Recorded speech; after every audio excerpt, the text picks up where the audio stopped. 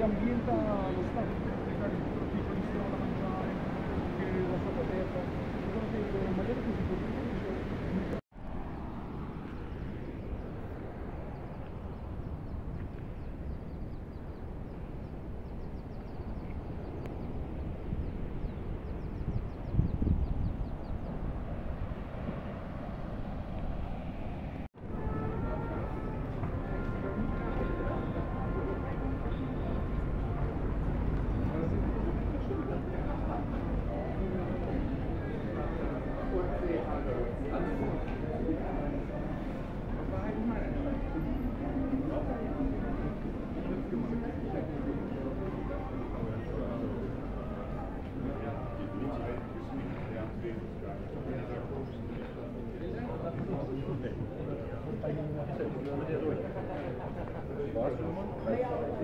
Bonjour à tous et bonjour à toutes et bienvenue sur Traveler Shake. Alors, la nouvelle version en 16 neuvième de une nouvelle vidéo sur les îles Canaries et sur Tenerife. Alors, je suis très heureux de vous mettre des nouvelles images que je vous ai mis en début de vidéo un petit peu pour vous présenter Tenerife de manière un peu plus professionnelle que sur le blog comme je le faisais avant. Alors, pourquoi j'aime Tenerife et les îles Canaries de manière générale? Parce que eh bien, vous avez le climat de l'Afrique avec les facilités de l'Europe, c'est-à-dire les hôpitaux, la monnaie c'est l'euro, la culture européenne et à peu près 4 heures d'avion, eh bien, tout simplement, vous bénéficiez d'un climat subtropical toute l'année. Hein. On appelle Tenerife l'île du printemps éternel. Donc vraiment, il fait entre 24 et 30 degrés, que ce soit au mois de décembre à Noël ou que ce soit en été, eh bien, il fait toujours beau. Alors, ce que je vous conseille par contre pour Tenerife, si vous aimez plutôt la fête, les plages genre Ibiza, les boîtes de nuit, je vous conseille le sud de l'île avec la Costa Adeje et la plage magnifique de Los Americanos. Et si vous êtes plus calme, vous avez le nord avec la capitale Santa Cruz et là où moi je réside en général, c'est-à-dire Puerto de la Cruz, qui est un petit peu plus calme, avec beaucoup de retraités allemands et anglais qui viennent passer leurs retraites paisiblement ou qui viennent en vacances en villégiature 2-3 fois par an.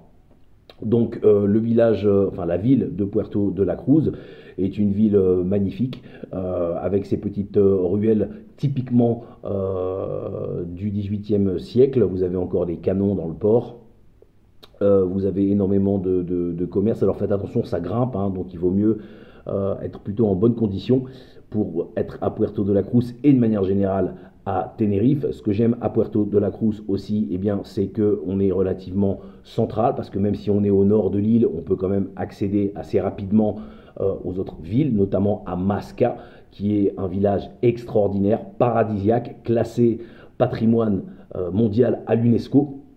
Donc ce village est juste magnifique. Vous avez à la fois l'impression d'être dans la cordillère des Andes en Amérique du Sud et en même temps vous n'êtes pas loin du Teide, qui est le plus haut volcan d'Europe, 3712 mètres, où vous avez de la neige et vous pouvez quasiment faire du ski. Donc c'est ça qui est étonnant à Tenerife. Quand vous êtes sur les bords de l'île, vraiment sur les bordures de mer, il fait 30 degrés. Et plus vous rentrez à l'intérieur de l'île, donc vers le Teide ou vers Laguna par exemple, et plus vous avez des températures qui baissent. Parfois même vous avez de la neige quand vous montez en altitude. Donc prévoyez un petit pull si vous montez faire une randonnée vers le Teide. Un autre endroit que j'affectionne particulièrement, à part la capitale Santa Cruz qui est jolie mais qui n'a rien de particulier, juste à côté vous avez par contre une des plus belles plages de Tenerife, c'est la plage de Las Teresitas avec son sable blanc et jaune clair, à des petits airs de Copacabana au Brésil. Ça m'a rappelé un petit peu Rio de Janeiro, et vous avez un village en haut qui s'appelle San Andrés, qui rappelle vraiment les petits villages que vous avez, enfin les favelas que vous avez à Rio de Janeiro, avec la sécurité en plus. Alors pas très loin non plus de Puerto de la Cruz, vous avez Garachico. Garachico, c'est un très beau village dans lequel vous avez des lagons magnifiques, et vous avez surtout, pour les amateurs de cigares cubains et de cigares canariens, la Casa Arturo,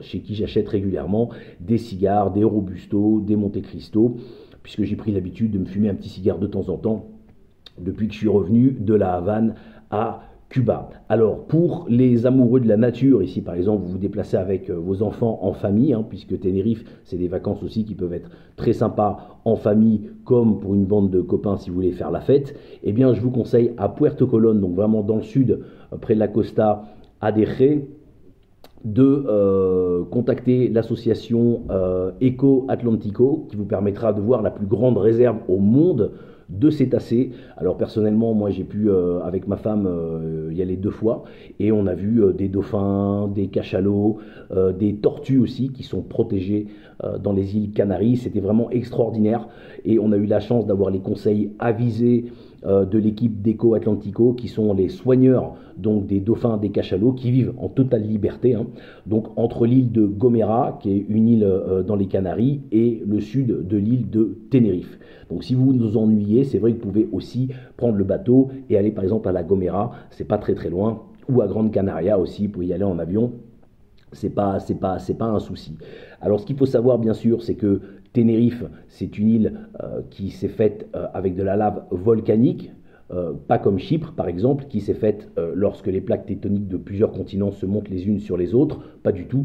Dans le deuxième cas, dans le cas de Tenerife, eh bien, c'est bien sûr de la lave donc, qui a permis de fonder cette île, de la faire sortir de l'océan Atlantique.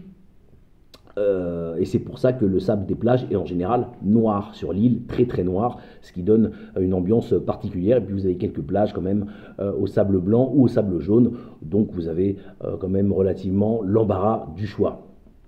Alors ce qu'il faut aussi retenir, c'est qu'à Tenerife, eh bien, les personnes sont berbères, descendent en tout cas des populations berbères, des Guanches, les Guanches qui étaient les seules tribus berbères qui n'ont pas été islamisées, parce que le point fort des Arabes était bien sûr les invasions par le sol venant de la péninsule arabique, notamment grâce à leur pur sang, à leurs chevaux arabes. Les voies maritimes n'étaient pas leur fort et donc du coup les îles Canaries ont été prises par les conquistadors espagnols, alors qu'un peu plus au sud, les îles du Cap-Vert ont été prises par les Portugais.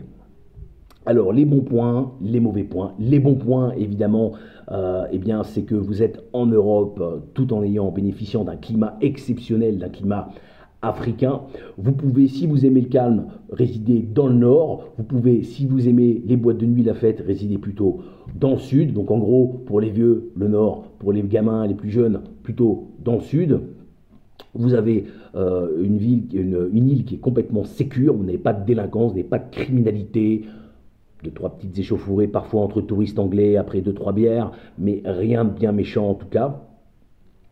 Ça c'est pour les bons points, des paysages exceptionnels. Vous avez aussi un écosystème vraiment que je n'ai vu nulle part ailleurs, qui est très singulier. C'est le seul endroit au monde où on peut voir un châtaignier à côté d'un bananier. Voilà, ça c'est Tenerife, c'est typique. Des conifères à côté des palmiers, vous verrez ça qu'à Tenerife. Point négatif, eh bien, il y a à peu près 4 heures d'avion, donc pour les personnes qui n'aiment pas voyager longtemps dans les avions, ça peut paraître un petit peu long. Moi personnellement, je trouve que c'est correct, 4 heures, en dessous de 5-6 heures, ça reste des voyages qui sont pas trop longs. Autre point négatif, ça peut être l'afflux des touristes en été. Il y a beaucoup de monde, donc je conseille plutôt Tenerife hors saison. La météo exceptionnelle donne l'avantage de pouvoir y aller à n'importe quel moment de l'année. Et puis, évidemment, si vous êtes dans le sud, le point négatif, ça peut être le bruit, parce qu'effectivement, ici, ça fait pas mal la fiesta. Et par contre, pour ceux qui aiment moins, je vous dis, vous pouvez rester dans le nord sans problème. Là, vous serez vraiment au calme avec les papis, les mamies allemands, les retraités qui sont très sympas et qui sont couchés à 22 heures. Voilà donc pour Tenerife. Je conseille bien sûr cette île. Je vous conseille également aussi d'aller à San Sebastián, la capitale de l'île de la Gomera, ou d'aller à Grande Canaria. Il y a aussi pas mal de choses à voir là-bas, notamment les villages troglodytes. Sur ce, vous likez, vous partagez. Merci de vous abonner à la chaîne si ce n'est pas encore fait. Voyagez. Et puis je vous dis à très bientôt dans une prochaine vidéo. Salut!